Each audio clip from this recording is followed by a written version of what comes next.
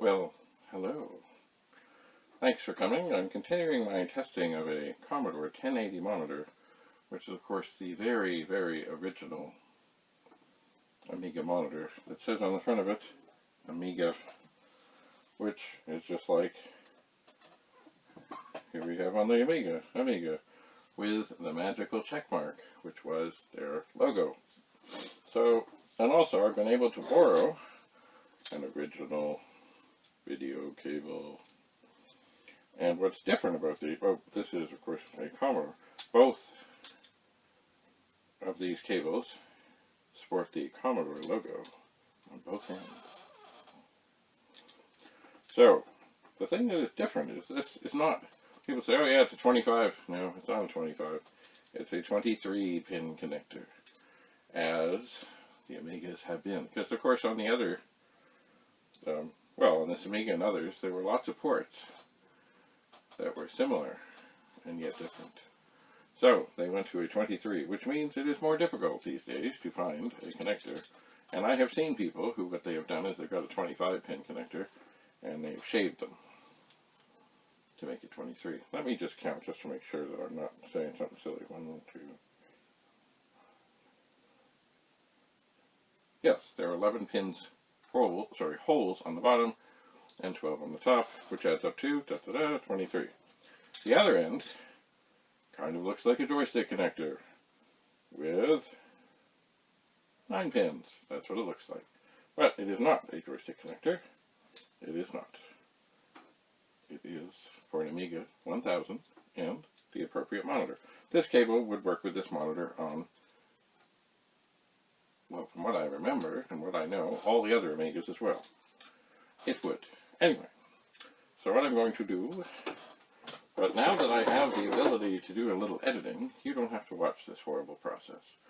What I'm going to do is take and connect the Amiga monitor to the Amiga, and I think what I'm also going to do is have a 64 hooked up as well, so that then I can show how you can swap between the two. If you were way back in the day, if you had a 64 and you had an Amiga with this monitor, you could access both. Anyway, stay tuned. I'm going to edit, and you will then see the result of what I'm about to do. Basically, before I forget, this goes in the Amiga, this goes in the monitor. You don't have to see me struggle with it, as you will soon see. Poof! Things will have changed. Wait for it, I'll do it again. Poof! Look, things are different.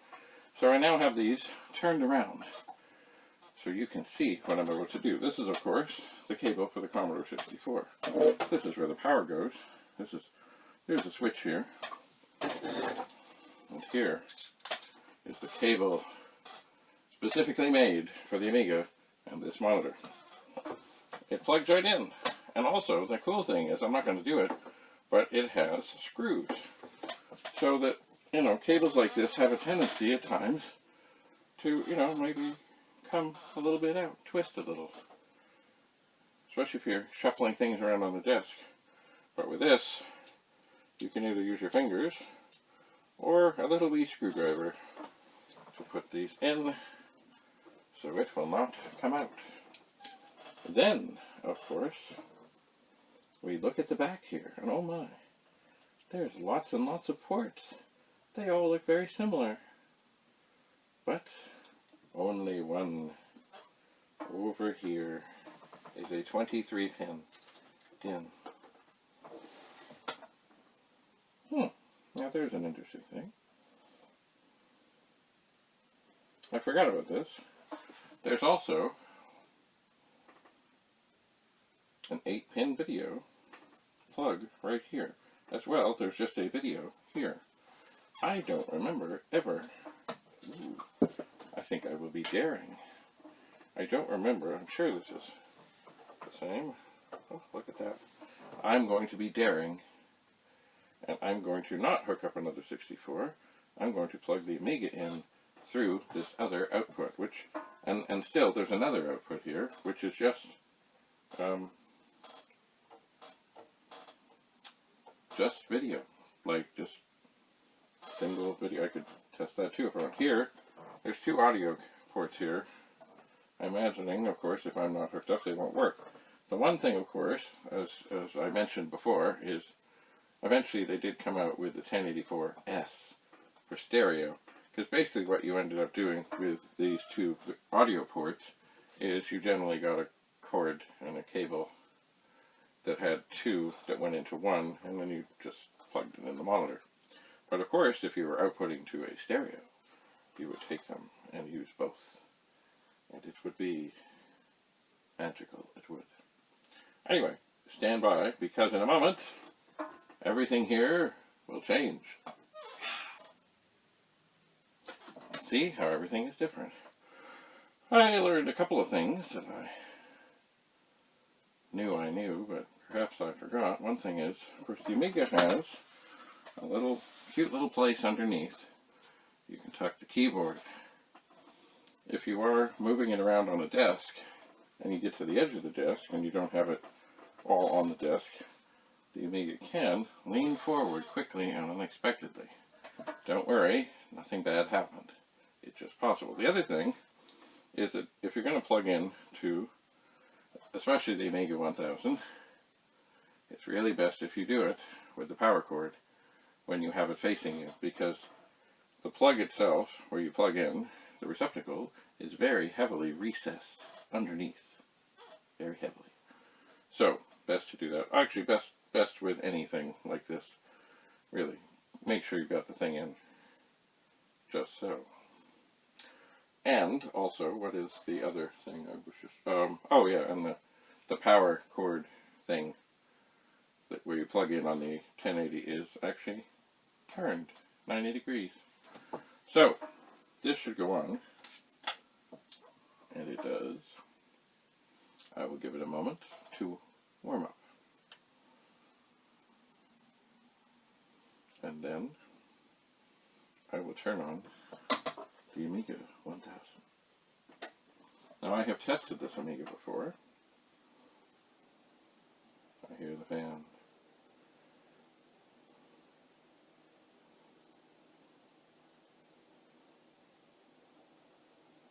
Now I would suspect, because I hear the drive going, that I have the switch in the wrong place.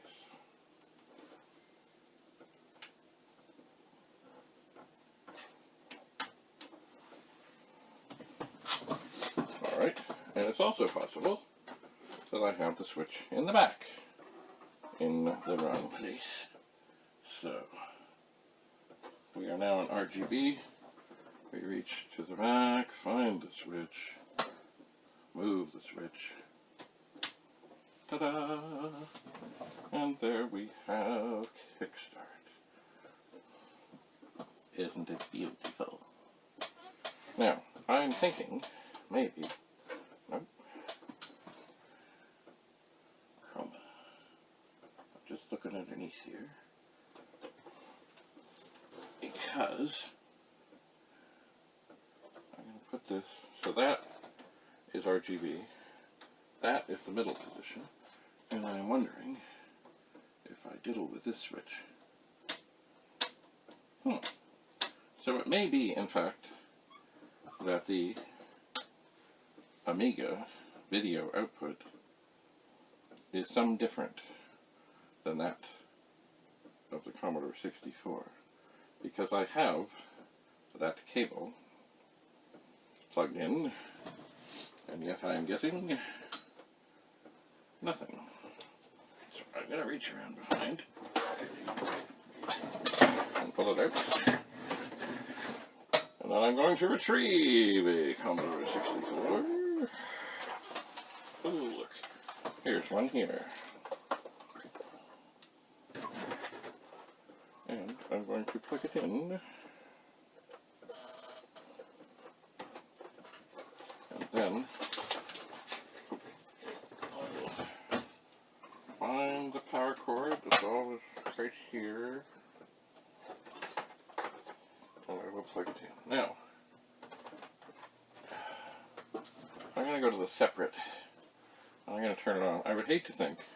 Oh, I see something. Shazam! So yes, indeed, I can have both machines hooked up to this monitor and have it quite happy. And I don't need to switch anything in the back. I can just, there we go.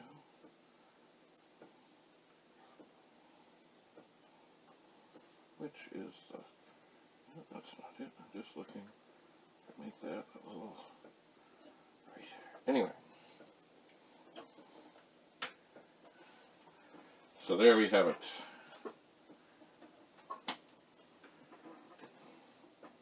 Two machines in one.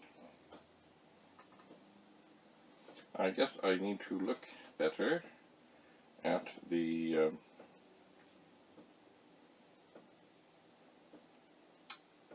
output of that video. It's strange that it would be different. But, you know. It may just mean I just have to shuffle the cords around. Does it really matter? No. The monitor is working. The monitor is happy. The monitor is fine. If I had Kickstart handy, I would put it in. Do I have Kickstart handy? No, I don't. You know what I have handy? I have a Commodore 64. And I have Shoplifter. You may have seen this before. So I'll turn that on. Shaboom. So now, I can leave this with both machines doing their input things and leave this to test. And this Amiga, I've had it plugged in not all that long ago. By the way, it's gorgeous, absolutely gorgeous. I'm not, like everybody, I'm not sure I have a keyboard. Over the years, I've helped a lot of people out with keyboard parts. Ah well. That all comes from the fact that you could trade in an Amiga 1000 along with $1,000 and get an Amiga 2000. And all the Commodore wanted back from the dealer was the keyboard. So, that's why there's a lot of Amiga 1000s out there without keyboards. But there are adapters that will let you use a 2000 keyboard, because they are not as rare, although they're rare. Anything that's separate and can be unplugged is likely to get lost. Anyway, so, Amiga, Commodore 64, working in harmony on this Commodore rare, very rare, Commodore 1080 monitor with the Amiga logo on the front. And now I will leave this to continue to be tested. I shall.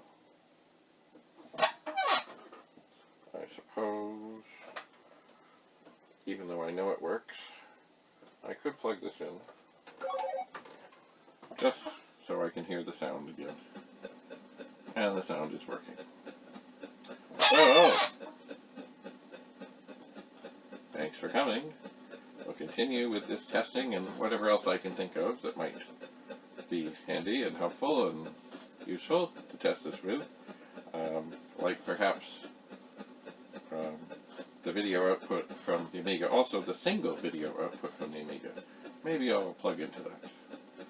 Maybe not. What I really want to do is make sure this monitor is happy and it's working. I'll give it a face wash, wrap it up tremendously in bubble wrap, put it in a box that is a suitable size to make sure it's safe, put in other packing material to make sure that it is safe, and get it on its way. Because, yes, it is leaving the nest, as more and more things will over the next while. So as I said, if there's something you're interested in, don't hesitate to ask. But really, I don't have to sell things. But, you know, if the price is right, I will. So, do that all day.